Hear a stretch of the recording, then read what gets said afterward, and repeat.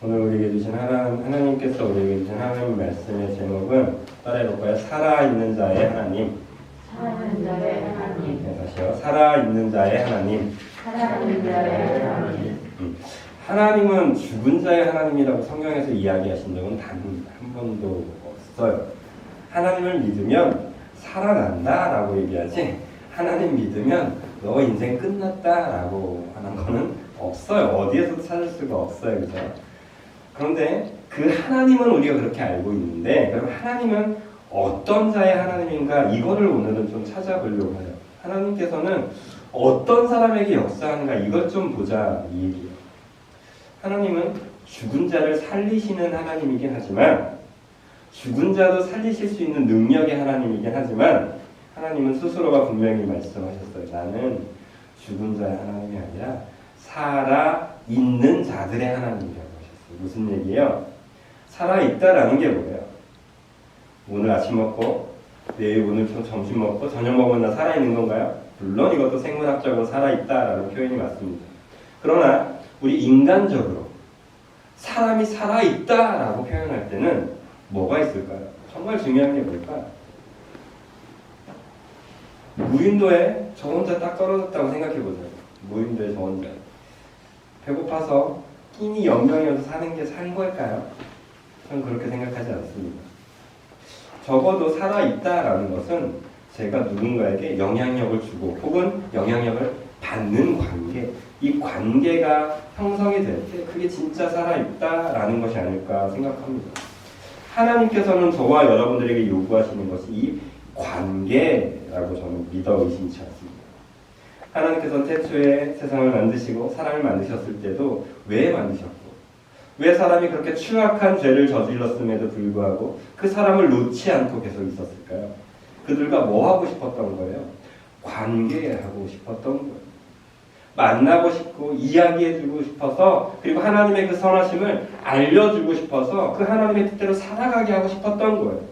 그렇게 살아있는 자들에게 하나님은 계속 역사하셨던 거예요.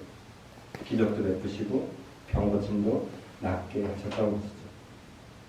저와 여러분들이 하나님을 믿는다고 믿고 있습니다. 자주 말씀드려도 죄송해요. 어렸을 때, 여러분들이 젊었을 때는 정말 방언 곳곳에서 터졌던 것 같아요. 그죠? 그리고 병고침 받는 사건들이 정말 많이 일어났어요. 최근에 영상물을 봤어요. 박혁 전도자라는 형제죠, 형제. 영상물을 보면서 아픈 자들이 일어나요. 정말로 일어나요. 영상이 나오니까. 물론 그게 짠 건지 뭔지는 모르겠어요. 근데 그걸 보면서 저는 이런 마음이 딱 들었어요. 부럽다. 여러분 그렇지 않으세요? 아, 저런 목사님, 저런 은혜 충만하신 사람, 또 하나님의 그 은사를 받아서 병고침 받는 사람 옆에 있으면 나도 그렇게 되지 않을까? 그런 은혜를 바라보면서 부럽다라는 생각이 딱 들었어요. 그런데 한편으로는 이런 마음이 쑥 들어왔어요. 저것만이 하나님을 나타내는 것이 맞나? 하나님이 있는 곳에는 분명히 병고침 은혜가 일어날 거예요. 그죠? 방언의 은사가 터질 거예요. 그쵸? 아닌가요? 저만 그렇게 생각하나요? 여러분들의 문제점이 해결되는 은혜가 있을 거예요. 그쵸? 그런데 그것만이 하나님일까요? 왜 80년대, 70년대는 그런 일들이 너무나 많이 일어났는데 왜 지금의 교회에서는 그런 일들이 일어나지 않을까요?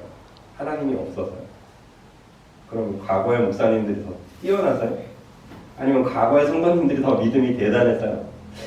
글쎄, 물론 그런 부분도 있을 거예요.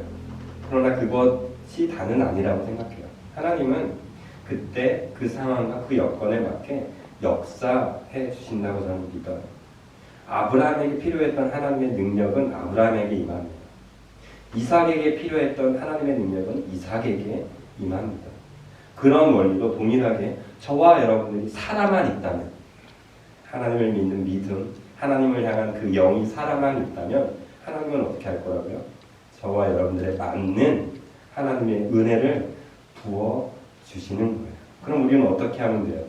아브라함 때 나타났던 하나님 나 좀 살려주세요 라고 하면 안 되는 거예요. 성경을 보면서 도전은 받아야 돼요.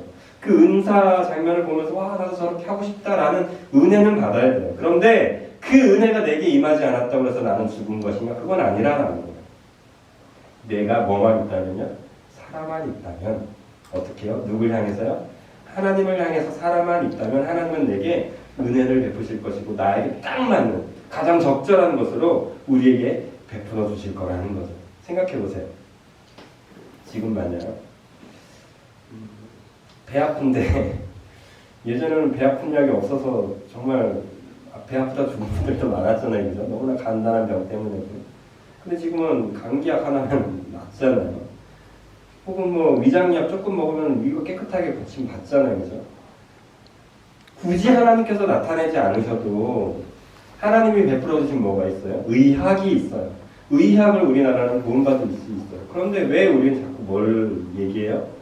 하나님 이건 고쳐주셔야 되겠다고 생각해요. 아니요, 여러분 주위 찾아보세요. 여러분 고칠 수 있는 약이 있고요. 여러분들 고쳐줄 수 있는 사람도 있습니다. 같은 원리로 여러분들이 지금 어려움에 처해드셨나요? 물질의 어려움에 빠지셨나요? 또 영의 아픔 가운데 있으신가요? 하나님이 직접 만져주실 수도 있을 거예요. 직접 여러분들의 물질의 어려움에서 건져주실 수도 있을 거예요. 그런데 여러분 눈을 조금만 더 떠보세요. 여러분들의 영을 위해서 눈물 흘리고 여러분들을 안아주려고 하는 사람이 있을 거예요. 저는 확신합니다. 여러분들이 물질의 어려움에 빠져 있으십니까? 여러분들이 물질의 어려움 속에서 건져주고 여러분들을 도와줄 수 있는 사람이 여러분 주위에 있습니다. 왜요? 하나님은 그 사람들을 통해서 지금부터는 역사하실 거니까요. 그게 하나님의 방법이라고 저는 믿습니다. 저는 여러분들에게 그 믿음이 있길 원해요. 예전에 내게 역사하셨던 하나님이 아니라 저 사람, 저 놀라운 사람, 저렇게 기적을 베푸는 사람들의 은혜가 내게 임하는 것이 아니라 누가 어떻게 해요? 나에게 딱 맞는 정말 귀한 은혜로 내게도 역사하실 것이라는 분명한 믿음을 저와 여러분들이 소유하기 원합니다. 그러면 병 고침 받지 않아도 뭐 할 수 있어요? 감사할 수 있어요. 왜요? 이 병 고침을 받지 못해도 하나님은 나에게 딱 맞는 은혜를 주실 것이기 때문에 이 믿음이 있다면 저도 또 감사해요. 어쩌면 저는 늘 자주 표현했어요. 어쩌면 당림비전교회라는 작은 이 규모가 작은 이 교회에서 어쩌면 계속 있을지도 모르겠어요. 그러나 저는 감사할 줄 알아야 돼요. 뭐가 있으면 저에게 딱 맞는 은혜를 하나님이 지금 부어주신다는 믿음이 있으면 어떻게 해야 돼요? 저 스트레스 받으면 안 됩니다. 오히려 감사하고 기뻐해야 한다는 거예요. 그래서 제가 조금 언어를 바꾸려고 노력하고 있습니다. 아내에게도 그렇고요. 아이들에게도 그렇고. 예전에는 막 스트레스가 막 쌓이면 막 이게 표현할 데가 없으니까 좀 과격해지는 면이 없지는 않았어요. 지금도 가끔 툭툭 튀어나오지만 바꾸려고 노력해요. 어떻게 해요? 지금 내게 주신 하나님의 최선의 은혜가 내게 임하고 있음을 제가 보게 되고 그걸 느끼려고 노력하다 보니까 저 스스로가 저는 다른 사람들은 모르겠지만 저는 바뀌고 있다고 느끼고 있어요. 사랑하는 성도님들, 여러분들은 여러분들의 은혜가 정말 족하십니까? 여러분들에게 임한 하나님의 은혜가 여러분 만족스러우세요? 그 은혜가 저와 여러분들에게 있길 원해요. 오늘 본문 누가복음 20장 27에서 38절에 보면은 여러분들이 아멘하지 못했던 그 사람들이 등장해요. 똑같은 그 사람들. 사두개인이라고 성경은 기록하고 있어요. 이 사두개인들이 예수님에게 이전에도 계속 질문했거든요. 이런저런 예수님을 공경에 빠뜨리기 위해서 혹은 정말 궁금해서. 오늘 본문은 사두개인들이라고 말하고 있는 이 사두개인들이 뭐에 대해서 질문을 하냐면 부활에 대해서 질문을 하게 됩니다. 이 당시에 종교 지도자라고 대표 두 그룹이 있어요. 바리새인파와 사두개파. 이 두 파가 있었습니다. 이 두 파는 그냥 간단하게 여러분 너무 들어가면 힘드니까 간단하게만 얘기하면 이 사두개파 사람들은 부활까지 믿지 않아요. 부활은 믿지 않아요. 그런데 바리새파는 부활까지도 믿어요. 또 사두개파 사람들은 조금 더 요즘 말로 하면 보수적인 사람들이에요. 요즘 말로.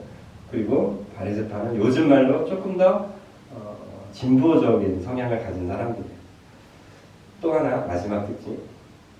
사두개파 사람들은 보수적인 성향상 어떤 세력일 것 같아요? 집권 세력이 많아요. 그러니까 현 로마에 붙어 있기도 하고 과거부터 힘을 가졌던 사람들. 바리새파 사람들은 젊은 층 위주로 해서 새로운 생각을 가지고 올라가는. 그래서 집권층이 아니라 이제 막 신흥 세력들이 많이 포함되어 있는 게 바리새파 사람들이었어요. 그런데 이 두 파 모두 뭘 가르치고 있었냐면 율법을 가르치는 자들은 변함이 없었어요. 한 성경에 대해서 능통했던 사람들이에요. 딱 한 번 이들이 뭉쳤던 적이 있죠. 예수님을 죽이려고 작당했었을 때. 이때는 딱 뭉치지만 그 외에는 거의 앙숙처럼 지내요. 니가 잘났니 내가 잘났니 하면서 맨날 싸우는 그런 사람들이었어요. 그러던 어느 날 이 사두개파 중에 한 사람이 몇몇 사람들이 모여서 예수님께 질문하는 거예요. 부활이 없다고 생각하니까 부활의 허점을 짚어내려고 질문을 하는 거예요. 예수님 잘 들어보세요. 모세의 율법에 의하면 우리 민족은 형이 죽으면 형이 결혼했을 때 아내가 둘째에게 아내로 취해되는 법이 있는 거 하는 예수님 아시죠? 첫째부터 7 형제가 있었어요. 첫째가 있었는데 아내를 얻었는데 아들을 낳았으면 죽어버렸네. 그럼 어떻게 해야 돼요? 둘째가 결혼해야 돼요. 그래서 둘째가 결혼했는데 둘째도 아들을 못 낳고 죽어버렸네. 셋째도 그래서 또 죽네. 이게 몇째까지 가면 7째까지 가요. 7째까지 가서 아들을 낳았으면 좋았을 뻔했는데 얘도 결국 못 낳고 어떻게 됐어요? 죽었습니다. 예수님. 그러면 천국에서는 어떻게 되는 거죠? 라고 물어보는 거예요. 여러분 이 질문 딱 들었을 때 진짜 어떻게 되지? 이런 궁금증 안 드셨어요? 안 궁금해요? 저는 이거 보면서 되게 타당하다. 대체 어떻게 되는 걸까? 여러분 그런 생각 안 드세요? 열심히 막 집 여기 터놓고 막 해서 예수님 부르셔서 천국 가면 그런 얘기 가끔 안 하세요. 내 아들 보면서 또 주위 사람들 보면서 너 천국 오나 안 오나 볼 거야 막 이런 얘기 안 하세요? 저만 그러나요? 현실 세계의 연장선상으로 천국의 개념을 이해하고 있어요. 부활의 개념을 이해하고 있어요. 사두개인들이. 그러나 과연 천국이, 부활이, 죽음 이후의 사회세계가 정말 이 세계의 연장선상일까요? 여러분들은 설마 그렇게 생각하고 있지는 않으시죠? 저처럼? 여러분, 부활은요 완전하신 하나님 앞에 서는 날이에요. 완전하신 하나님의 눈빛을 바라보면서 살아갈 수 있는 날인 거예요. 지금은 죄가 있어서 하나님 볼까봐 하나님 앞에서 눈물 흘리는 날이지만 부활하신 저와 여러분들이, 만약에 저와 여러분들이 하나님께서 허락하신 그 부활의 몸을 입고 하나님 앞에 서는 그날에는 어떤 근심과 걱정도 없는 완벽한 하나님의 사람으로 서서 하나님의 자녀로서 하나님을 뵙는 날이라고. 왜 이 세상의 걱정을 들고 천국을 가요? 왜 이 세상의 문제점을 들고 부활을 하냐고요. 사두개인의 아주 가장 큰 문제가 여기에서 시작됩니다. 그런데요, 이 문제는 저와 여러분들도 동일하게 갖고 있어요. 하나님을 믿는다는 것은요, 내가 지금 어떤 존재가 된다라고 믿는 거예요? 부활의 존재가 된다고 믿는다는 거예요. 그런데 우리는 사두개인들과 같은 질문을 하고 있어요. 하나님, 왜 성도들은 왜 이렇게 작은 거예요? 적은 거예요? 이런 질문하고 있다니까요. 부활했는데 뭐가 문제가 돼요? 부활했는데 물질 없는 게 뭐가 문제가 돼요? 부활할 존재들이 내게 지금 조금 힘들고 어려운 것들이 뭐가 그렇게 문제가 되냐? 솔직히 얘기합시다. 여러분들은 뭐가 없는 거예요? 물질이 없는 게 아니에요. 하나님에 대한 열정이 없는 게 아니라 솔직히 얘기하면 하나님을 향한 믿음이 없는 거예요. 누구들처럼? 사두개인들처럼. 쓸데없이 그런 질문만 하고. 그래서 예수님께서는 그 사두개인들에게 그렇게 얘기하잖아요. 저 세상과 죽은 자 가운데서 부활함을 얻기 합당히 여김을 받은 자들은 뭐도 안 간대요? 장가도 안 가고 시집가는 일도 없대요. 저 하늘에서는 니네가 걱정하고 있는, 니네가 목표하고 있는 그것들은 아무것도 일어나지 않는데요. 뭔 얘기예요? 지금 이 세상에서 가치 있다고 생각하는 것들이 몸을 입은 그들에게는 아무런 것도 중요하지 않는 그때라는 거예요. 그러면 저와 여러분들은 어떻게 해야 돼요? 결론은 너무 뻔해요. 지금 내가 아둥바둥하는 것들을 내려놓는 것이 지금 부활을 믿고 있는 그리스도인들의 삶을 살아가는 너무나 당연한 자세다라는 결론을 내릴 수가 있게 됩니다. 이 이야기를 딱 여러분들에게 하려고 하는데 너무 뻔하더라고요. 성도들이 왜 관심이 있을까? 그런 생각이 순간 들어옵니다. 부활에 대해서 진짜 관심이 있을까? 사실은 저도 저처럼 내 눈앞에 뭔가 생기는 걸 요구하지 않을까? 저처럼 기도하면 안서하면 병 고침 받고 와 수성사비라는 이름이 세상에 드러나는 거 저처럼 요구. 그게 더 기뻐하는 사람들이 아닐까라는 생각이 드는 거예요. 그러다 시편 18편의 말씀이 제 눈에 들어오기 시작했어요. 시편 18편입니다. 시편 18편. 제가 읽어드릴게요. 처음만 읽어드리면 여러분 이 말씀이 누가 고백하는 건지 금방 탁 들어올 거예요. 읽어드릴게요. 나의 힘이 되신 여호와여, 내가 주를 사랑하나이다. 여호와는 나의 반석이시요 나의 요새시요 나를 건지시는 이시요 나의 하나님이시요 내가 그 안에 피할 나의 바위시요 나의 방패시요 나의 구원의 뿌리시요 나의 산성이시리로다 라고 고백하고 있어요. 누구일 것 같아요? 딱 봐도 그냥 딱 들어도 다윗이죠. 이 시편은 대부분이 다윗이 시편은 언제 고백되어지냐면 그가 도망자의 신생일 때 믿음으로 선포해요. 하나님은 이런 하나님이실 거야. 하나님 날 도우실 거야. 하나님 날 이끄실 거야 라고 하는데 오늘 18편은요. 그런 도망자의 신생이 아니라 사울에서부터 완전히 압제를 벗어나서 왕의 신분을 딱 가졌을 때 고백하는 거예요. 뭐예요? 무슨 얘기예요? 자기가 경험해봤더니 하나님은 이런 분이 완전해 라고 얘기하는 거예요. 내가 그동안 살아봤는데 하나님은 이런 분이야 라고 못을 딱 받고 있는 거예요. 믿음으로. 믿음이 아니죠 이건. 자신의 경험으로. 제가 종종 정말 죄송합니다. 믿음의 선배들을 욕할 때가 있어요. 왜 우리 믿음의 선배들은 왜 잘못 가르쳐가지고 우리 성도님들이 이런 생각을 갖게 하는 거야? 왜 이런 믿음을 선포해서 이 성도님들이 이런 믿음을 갖게 하는 이런 잘못된 생각을 가질 때가 있었어요. 그런데 어느 날 저에게 하나님께서 얘기하실 마음을 주신 게 뭐였냐면 너는 그만한 믿음이 있냐라는 거예요. 성령 사역자들 보면서 성령 사역이 최고라고 가르치는 거 그 모습을 보면서 참 안타깝게 생각한 적이 상당히 많았거든요. 그래서 성도님들이 저 교회에서 치유 사건이 일어난다. 그럼 그 교회에 모이는 사건들을 저는 보면서 안타까워했어요. 왜 저럴까? 근데 저는 이런 생각이 하나님이 저에게 주신 마음이에요. 너는 그럴 만한 힘이 있냐? 너는 그렇게 간절하게 매달려 본 적 있냐? 라고 하나님께서 하시는 그 말씀이에요. 뭔 얘기냐면 너는 그런 경험 해봤냐라는 거예요. 너 하나님께 그렇게 간구해서 하나님께 받은 거 너 뭐야?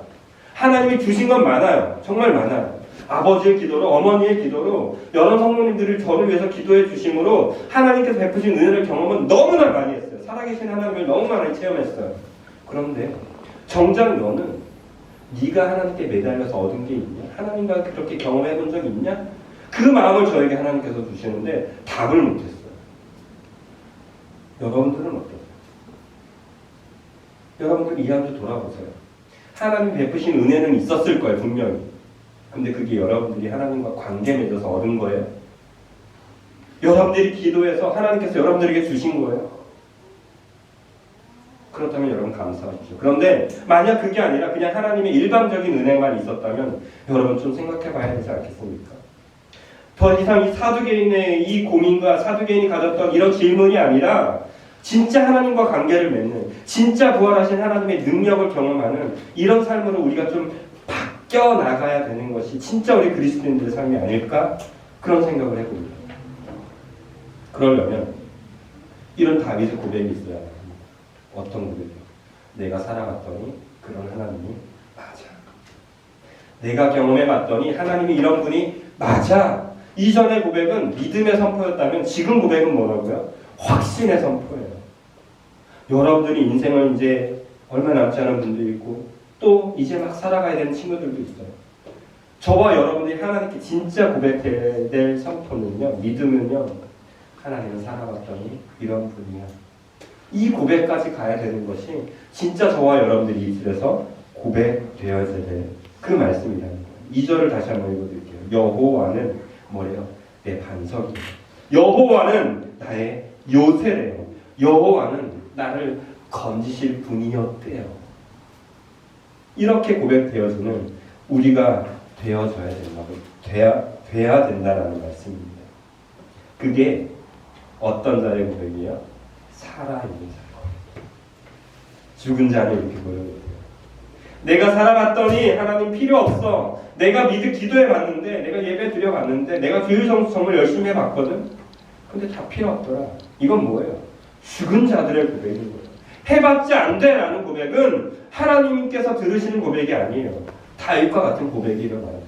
내가 하나님을 열심히 쫓아봤더니 하나님은 내 방패가 맞았어. 이 고백이 살아있는 자의 고백이라는 거예요. 이 살아있는 자들에게는 하나님이 동일하게 늘 말씀해 주는 게 있어요. 뭐냐면 하나님은 저와 여러분들을 어떻게 여기시냐면 하나님의 자녀로 여겨주신다. 왜요? 어느 날 이 아이들이, 저희 아이들이 저에게 찾아와서 와, 우리 아빠는 이걸 잘해. 우리 아빠는 이걸 참 멋지게 하시는 것 같아. 라고 하면은 잘하지도 못하는데 괜히 으쓱해지는 거 아시죠? 여러분도 경험해 보셨을 거예요. 우리 엄마 밥이 최고야. 이 한마디만 여러분 갑자기 뭐예요? 밥을 새롭게 짓기 시작하시잖아요. 우리 엄마 김치 최고야. 여러분 이번 김장철에 뭐해요? 없던 젖도 사와서 넣고. 왜요? 아들의 말에 뭐 하려고요? 부응해 주려고. 만약에 저와 여러분들이 하나님이 내가 경험해봤더니 정말 물질의 어려움도 건져주시는 분이야. 하나님은 나를 이 아픔에서도 건져주시는, 고치시는 분이라고 하나님께 칭송해보세요. 하나님이 저와 여러분들을 자녀로 삼아주셨다면 어떻게 하실까요? 고쳐주시지 않겠어요? 너무 기뻐서라도. 만약에 하나님이 저와 같은 아비의 마음을 품은 사람이라면 아비로서 뭔가 하해내려고 하지 않겠냐고요. 하나님이 성경에서 곳곳 처음부터 끝까지 하나님은 날 사랑한다고 하잖아요. 하나님은 나를 아들이라고 하잖아요. 하나님은 여러분들을 딸이라고 하잖아요. 그러면 저와 여러분들이 살아있는 자의 고백을 하나님께 올려드릴 때 하나님이 그냥 외면하시겠냐고요. 결코 그럴 수 없어요. 제가 좋아하는 찬양이 이런 찬양이 있어요. 십자가 그 사랑이라는 찬양 아시죠? 십자가 그 사랑 멀리 떠나서 무너진 나의 삶 속에 잊혀진 주네 돌 같은 내 마음 어루만한 지상